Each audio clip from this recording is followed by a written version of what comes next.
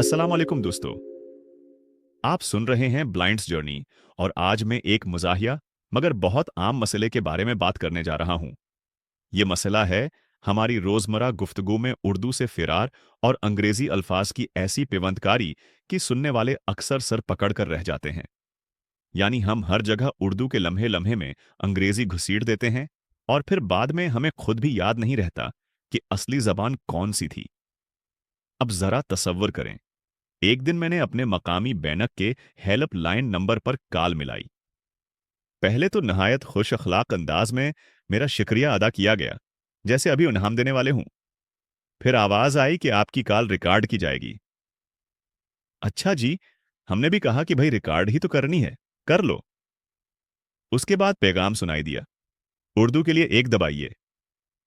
हमने जल्दी से एक दबा दिया। दिल में खुशी भी हुई कि वाह, आज पूरा मामला उर्दू में होगा। अभी तो बस दुबाने की ही देर थी कि दूसरी तरफ से सलाम की बजाय एक नौजवान की प्रोफेशनल आवाज आए, this is Kamran, how can I help you. जरा लम्हे के लिए मैं भी रख गया। सोचा भाई जान, हमने तो उर्दू के लिए एक दबाया था, फिर भी अंग्रेजी।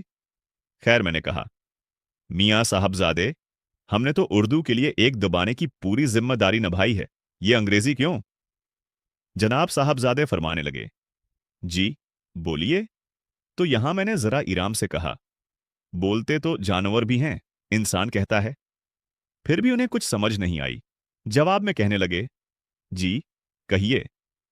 मैंने कहा, हम कह देते हैं, लेकिन आपको इखलाकन फरमाइए कहना चाहिए था। अब उनके लहजे में हल्का सा उलझाव आया। कहने लगे, सूरी, फरमाइए क्या कंप्लेन है। मैंने मौका गनीमत जाना और अर्ज किया, सूरी नहीं, माजरत सुनना चाहेंगे, क्योंकि हमने उर्दू के लिए ही तो एक दबाया है। और दूसरी बात, कंप्लेन नहीं, शिकायत, इसीलिए तो उर्दू का ऑप्शन चुना। अब तो वाकई वो साहब खासे परेशान हो गए। कहने लगे, सर, मैं समझ गया, आप अपनी शिकायत बताएं। मैंने फिर अगले मूर्छे संभाल कर कहा, सर नहीं, जनाब फरमाइए, क्योंकि नंबर का यही तकाजा है। कहने लगे, जी जनाब, शिकायत सुन रहा हूं। मैंने अपनी शिकायत भी सुना दी। बात खत्म करते हुए वो बोले, जी हमने आपकी शिकायत नोट कर ली है, उसे कंसर्न डिपार्टमेंट को फॉरवर्ड कर देते हैं। मैं कह बैठा, क्या?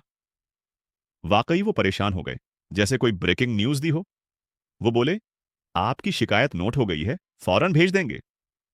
मैंने कहा, शिकायत नोट नहीं, दर्ज करनी चाहिए और मुताल्लिका शाबा तक पहुंचानी है, इसलिए कि हमने उर्दू के लिए एक दबाया था।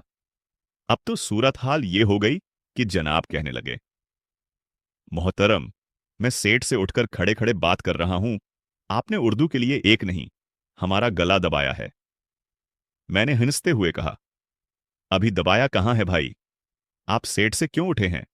आपको नशिस्त से उठना चाहिए था, और आपको पता भी है कि हमने उर्दू के लिए एक दबाया था। वो थोड़े हारे हुए अंदाज में कहने लगे, अब मैं रो दूंगा। मैंने कहा, स्तम जरीफी ये है कि आपका लहजा और अंदाज साफ बता रहा है, आप उर्दू बोलने वाले घराने से हैं। फिर किस अफ्ताद ने आपका मजाक उड़वाया? ये सुनकर साहब बोले, मेरे बाप की तौबा। अब देखें, इस सारी गुफ्तगू में बार बार एक ही तजुर्बा सामने आया। हम सब इतनी तेजी से अंग्रेजी अल्फाज घुसीड़ने लगे हैं कि अपनी जबान के खूबसूरत लम्स और मजा कहीं खो गया है। यूं लगता है जैसे जबान के मामले में भी बस शॉर्टकट चाहिए। क्या ये सिर्फ बेनेक हेल्प लाइंस तक महदूद है? बिल्कुल नहीं। हमारे दोस्तों, खानदान और दफ्तर के माहौल में भी यही खेल चल रहा है। मिसाल के तौर पर, कभी किसी रेस्तोरां में खाना ऑर्डर करो, वेटर आएगा, पहले कहेगा, सर ऑर्डर प्लीज। तो एहसास होता है कि भाई, या तो पूरी उर्दू बोल लो या फिर पूरी इंग्लिश, ना इधर के ना उधर के, एक ऐसी खलत मिलत जबान जिसका किसी तरफ सर पैर नहीं। मुझे याद आता है बचपन में जब वालिद साहब किसी सरकारी दफ्तर फोन करते तो इस्तकबालिया हमेशा कहता, अरशाद फरमाइए। आजकल या तो सिर्फ जी, या ज्यादा हुआ तो कहिए, यानी अदब व आदाब भी शॉर्टकट में जा चुके हैं। हर बार जब ये वाला किस्सा होता है, मैं सोचता हूं कि आखिर ये सब है क्यों? क्या वाकई हम अपनी जबान के अल्फाज भूल चुके हैं, या बस सहल पसंदी ने अपनी जुड़ें इतनी मजबूत कर ली हैं कि अब वापस असल जबान यानी उर्दू पर आना मुश्किल लगता है? एक पहलू और है, अंग्रेजी का रोब। मुझे खुद भी लगता है कि बाज औकात लोग अंग्रेजी बोलकर दूसरों को मुतासर करना चाहते हैं।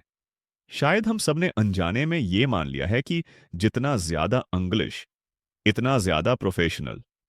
हालांकि असल खूबसूरती अपनी जबान में गुफ्तगू करने और उसे इस्तेमाल करने में है। और ये सिर्फ जबान का मसला नहीं है। जबानें सिर्फ अबलाग का जरिया नहीं होते, बल्कि वो हमारी शिनाख्त और कल्चर की नुमाइंदगी भी करती हैं। जब हम जबान से कंप्रोमाइज कर लेते हैं, तो लाशूरी तौर पर अपनी शिनाख्त और तारीख से भी फासला पैदा कर लेते हैं। एक और दिलचस्प बात है कि बहुत सी अंग्रेजी इस्तिलाहें हमारी रोजमर्रा गुफ्तगू का हिस्सा बनती जा रही हैं, चाहे वो कॉल सेंटर हो या दफ्तर का माहौल या फिर फैमिली के व्हाट्सएप ग्रुप। ये भी एक तरह की जमानी मुसाफरी है। जबानें अपने माशरती सफर में यूं बदलती रहती हैं। अब मैं ये नहीं कहता कि अंग्रेजी मत बोलें, बल्कि ये सब जबानें हमारे माशरे की मुश्तरका दौलत हैं। लेकिन जिस तरह किसी भी चीज का तवाजुन जरूरी है, वैसे ही जबान का तवाजुन भी लाजमी है। खासकर तब जब हेल्पलाइन पर बड़े जोर व शोर से कहा जाए, उर्दू के लिए एक दबाइए, तो कम उस कम जवाब असल उर्दू में ही मिलना चाहिए।